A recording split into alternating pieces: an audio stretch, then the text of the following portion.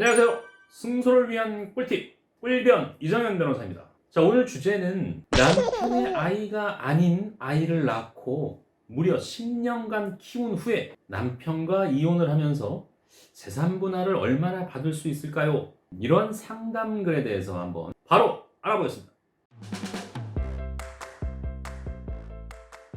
여성이 이제 결혼을 하고 남편과의 관계에서 자녀를 낳은 게 아니라 신혼 초에 동창회에 갔다가 옛날 동창을 만나서 잠자리를 하고 그 이후로 자녀를 낳았는데 하필 남편의 아이가 아니었던 거죠. 여자만 알고 있고 의사인 남편은 이에 대해서 이제 전혀 모르고 있고요. 내 아이가 아닌 경우에는 이제 아이가 커가면서 외모를 통해서 알 수가 있는데 간혹 가다가 또 진짜 남편과 남편의 아이가 아닌 아기가 그렇게 또 얼굴이 크게 다르지 않은 경우가 꽤 있습니다. 그런 경우에는 시각적으로는 확인이 안 되죠. 이를 모르고 그냥 10년간 키우는 경우가 있습니다. 이 사건도 그러한 사건이었고요. 이 아내는 남편이 의사이니까 10년 정도 살았고 어느 정도 재산도 축적됐다. 그럼 재산 분할을 하고 챙겨가겠다. 남의 아이를 키우게 한 잘못을 넘어서서 아예 재산도 가져가겠다. 그게 가능하겠느냐, 이제 이런 질문을 올리는 분이 계셨습니다. 자, 이런 경우에 재산 분할이 가능하냐? 재산 분할을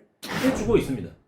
유책 배우자인 경우에도 재산 분할은 할 수가 있어요. 유책 배우자는 위자료를 물어내라는 의미이지 부부가 함께 형성한 재산을 나누어 가지는 재산 분할까지 금지되는 것은 아니죠. 유책 배우자라고 해도 재산 분할을 받아갈 수 있습니다.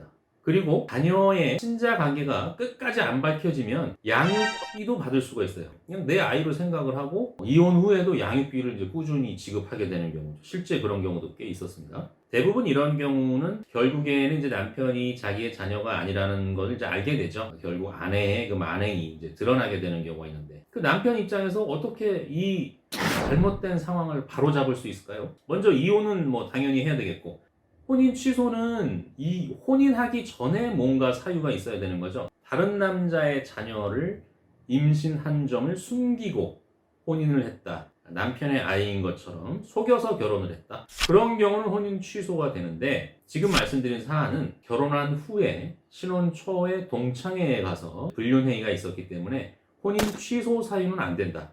결국 이혼 사유에 그친다. 이혼 사유를 여자 쪽에서 제공했기 때문에 위자료도 물어내야 된다. 위자료도 이거는 굉장히 좀 크게 물어낼 확률이 있어요. 보통 뭐 부정행위 위자료가 3천만 원인데 이 경우는 이제 10년간 속이고 남의 아이를 키우게 한 남편의 신뢰를 저버린 그러한 그 못된 점을 평가하게 된다면 5천만 원 이상의 위자료도 이제 가능할 수 있습니다.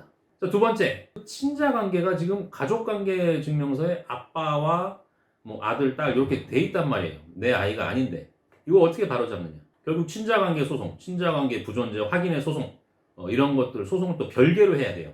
이혼 소송에서 그냥 알아서 유전자 검사하니까 이 사람 자녀가 아니네요. 그러면 이제 친자관계 끊어드릴게요. 뭐 이렇게 해주는 게 아니라 별개의 소송을 또 벌여야 됩니다.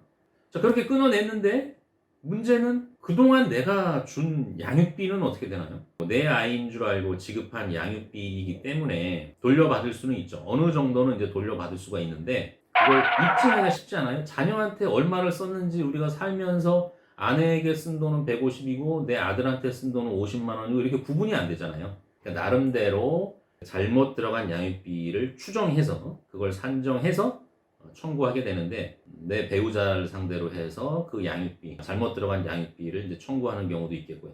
뭐 제가 진행했던 사건은 실제 양육비까지는 청구를 하지 않았고요. 위자료를 좀 풍부하게 인정받고 재산 분할에서도 좀 고려가 됐습니다. 그렇게 이제 마무리되는 경우가 많죠. 자, 그리고 마지막으로 말씀드릴 건 이제 재산 분할에서 뭐 남편이 이혼 소송을 하든 적반하장의 여자가 이혼 소송을 하든 재산 분할은 아까 말씀드린 대로 유책 배우자도 할 수 있는 거고 잘잘못을 따지는 게 아니라 내가 돈을 얼마나 벌었느냐, 이 재산에 내가 얼마나 기여를 했냐를 따지는 건데 전혀 이 여자의 이 불륜 행위가 반영이 안 되느냐.